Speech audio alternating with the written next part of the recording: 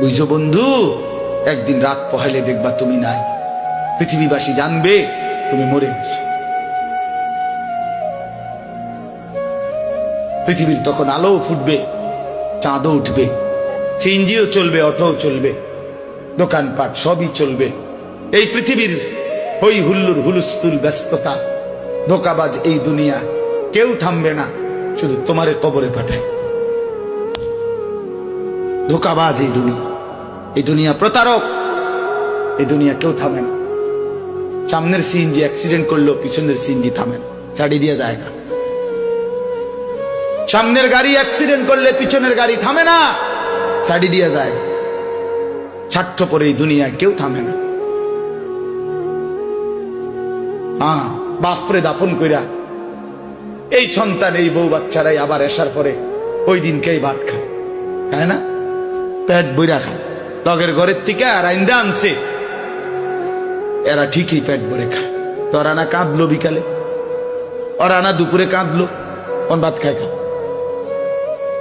স্বার্থপর, কেউ থামে না দুনিয়া, আলো বাতাস সব চলে, তুমি বন্ধু থাকবে। আল্লাহকুমুত তাকাসুর হাত্তা যুরতুমুল মাকাবির।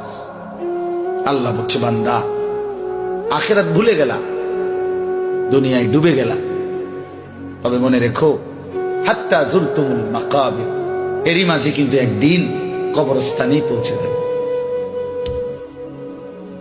হ্যাঁ, কই পৌঁছে যাইবা? তোমরা কবরস্থান দেখো নাই ভাইয়া?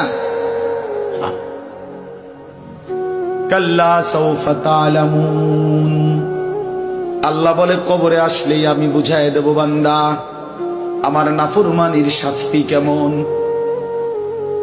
সুম্মা কাল্লা সাউফা তা'লামুন। আবার নাফরমান হাসরের ময়দানে আসলে আমি আবার বুঝাই দেব আমার অবাধ্যতার শাস্তিটা কি।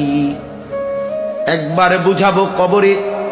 তাফসীরের মধ্যে আছে কাল্লা সাউফা তা'লামুনা ফিল কবরি সুম্মা কাল্লা সাউফা তা'লামুনা ফিল আখিরাহ।